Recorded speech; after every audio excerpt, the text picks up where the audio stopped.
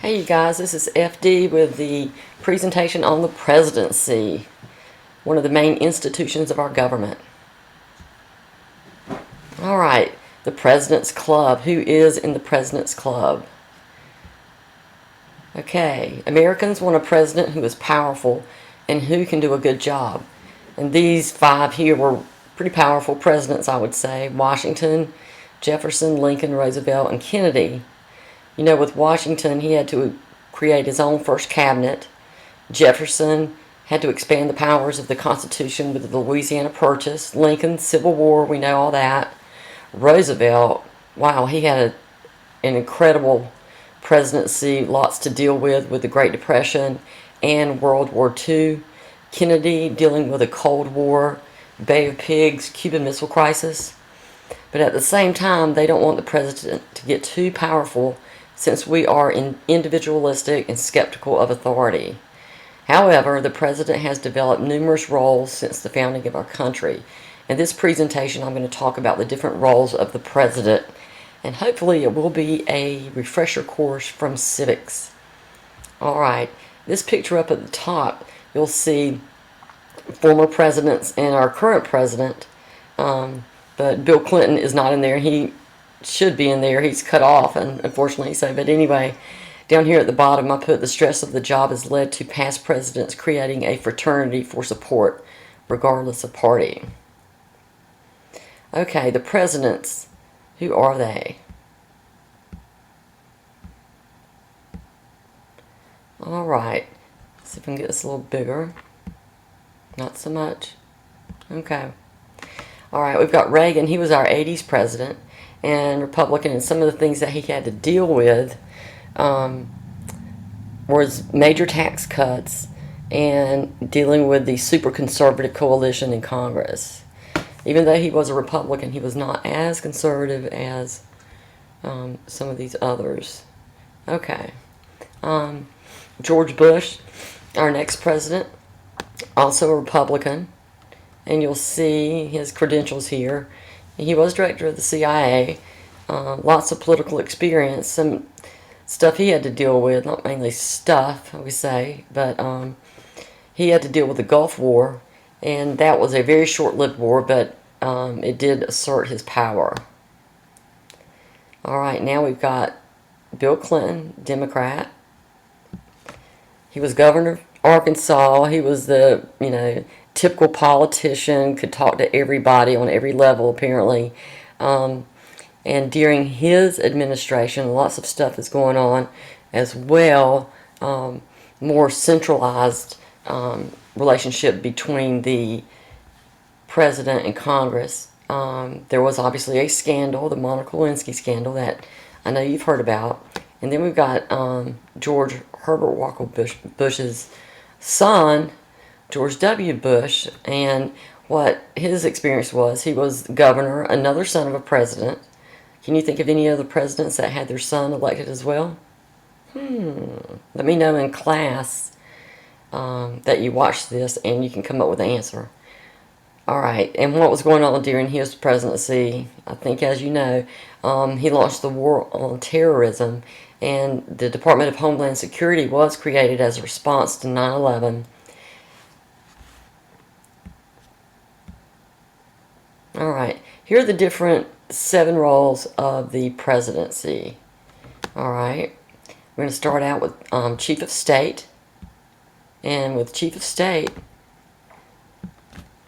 he's going to face the nation. He requires persons to be inspiring to rally in times of crisis and celebration.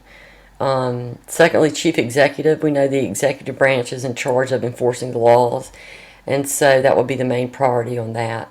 As Chief Diplomat, the President is going to deal with other countries, such as treaties, and we know that the Senate has to approve all treaties. Also, as the Chief Diplomat, the President will decide what ambassadors to send to other countries. Commander-in-Chief, that's going to be dealing with other countries as well, and it's going to be dealing with the determination on what troops to send to countries, if any, or in stationing troops there as well. Chief Legislator, What's going to happen there is we know the legislative branch is in charge of making laws, and through this, the chief legislator is going to veto bills if need be, or sign bills into law. President can suggest legislation, but only folks in Congress can actually propose a bill. Chief of party, dependent on party to move the agenda. Party depends on the president to use bully pulpit to further their party's goals. As far as he is the number one, he is the leader. He's the number one dude, so that would be the bully pulpit. Teddy Roosevelt historically used that bully pulpit, and that's where that term came from. Finally, chief guardian of the economy, concerned with such things as unemployment, high prices, taxes, business profits, and general prosperity of the country. Even though the president doesn't control the economy, he is in charge of making sure it runs smoothly and telling people in his administration what he would like done. All right, the different roles, the different powers of the president. And we're starting out here with national security, and that's going to be dealing with Commander-in-Chief of the Armed Forces. Again, dealing with treaties, nominating ambassadors. As far as legislative powers are concerned, presenting information on the State of the Union to Congress. Again, like I said, recommending legislation.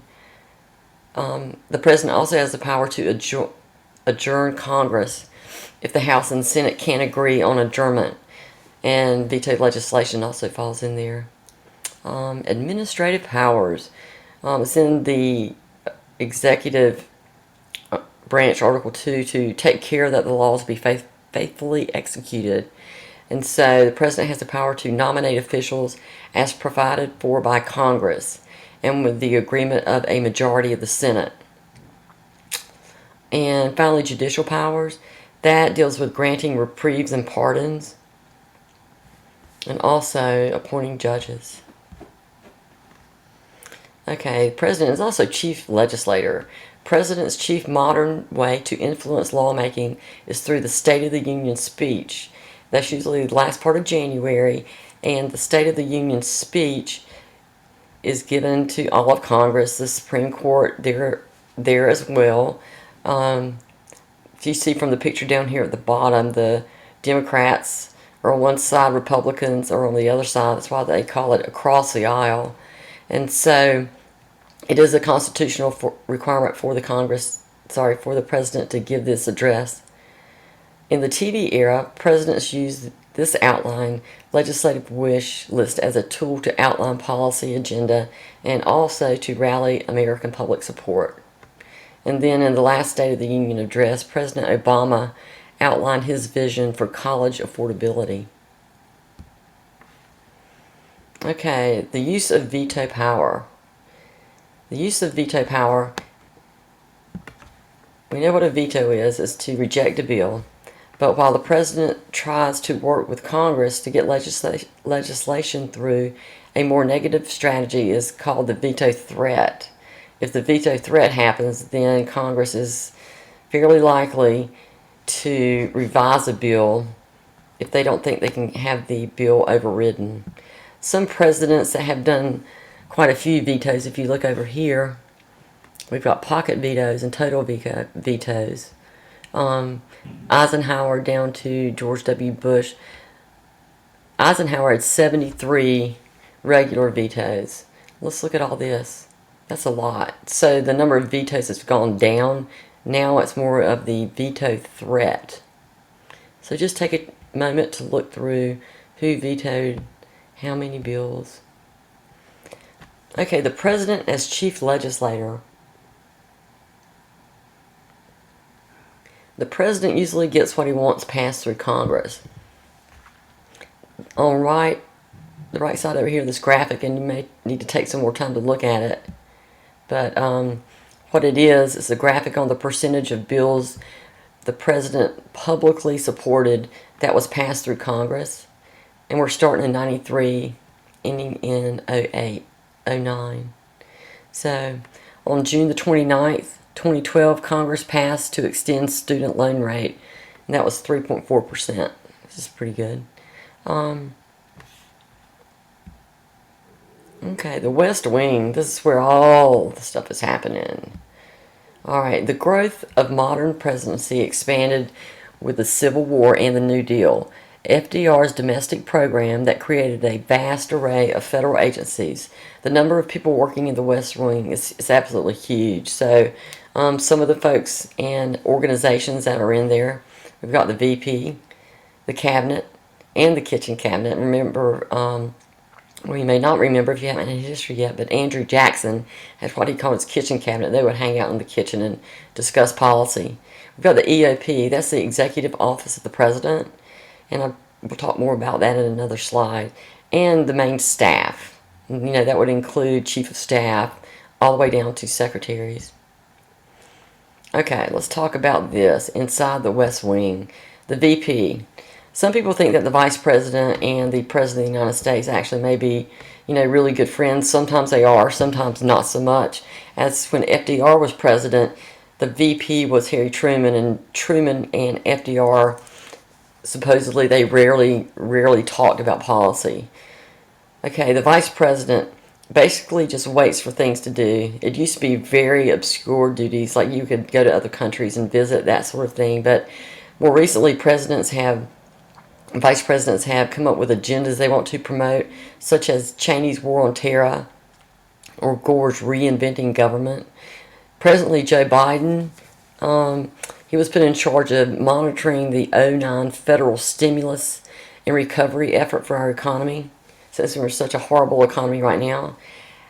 When the president decides on selecting a VP, the goal is to balance the ticket out. It may be the VP nominee will be from another part of the country.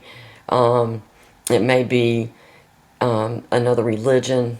It just depends. The line of succession, according to the 25th Amendment that was passed in '67, that established procedures for filing presidential and vice presidential vacancies. The last time that was invoked, in '02, George W. Bush invoked this when he underwent a brief surgery for a colonoscopy. Okay, here's our line of succession here.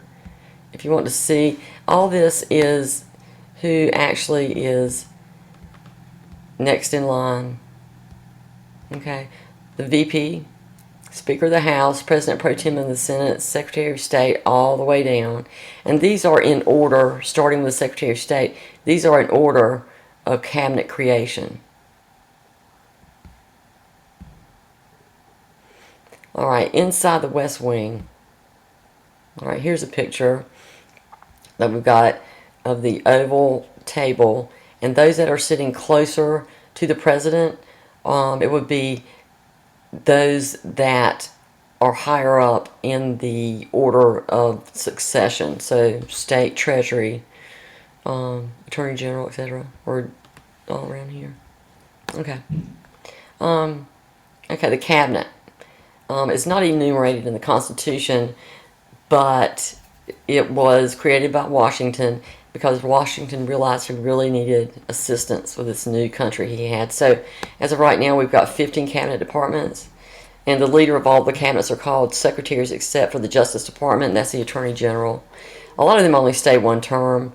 You know, President Obama's Secretary of State for term number 1, Hillary Clinton. Now it's John Kerry. What does the cabinet do? The presidents tend not to rely on the cabinet members for advice. Many cabinet members are more loyal to their departments. As I mentioned earlier, Jackson had what was called his informal cabinet. That was the kitchen cabinet. Okay, here we go on the next slide. This is a picture of the Situation Room when they were talking about what's going on in Afghanistan and Pakistan. Alright, and it's really hard to see, but we can enlarge it at your leisure whenever you get time. But there's numbers beside each one of these. But, you know, obviously we're starting out number 1 with President Obama. And then we have, you know, our military advisors, Secretary of State Clinton, the ambassador, Susan Rice. Okay, and it goes on down. Leon Panetta, CIA director, all over here. Bob Gates, Defense Secretary. And they're sitting around discussing what needs to be happening, what needs to go on. Okay, the president as chief diplomat, negotiate treaties with other countries. We know that the treaties have to be approved by the Senate. The major role of chief diplomat is to recognize foreign governments as legitimate. That means that we're going to have diplomatic relations with them. The role has been supported by the Supreme Court many times. Excuse me. It was not until 1978 that we actually recognized China. Nixon, he was our first president to actually go to China.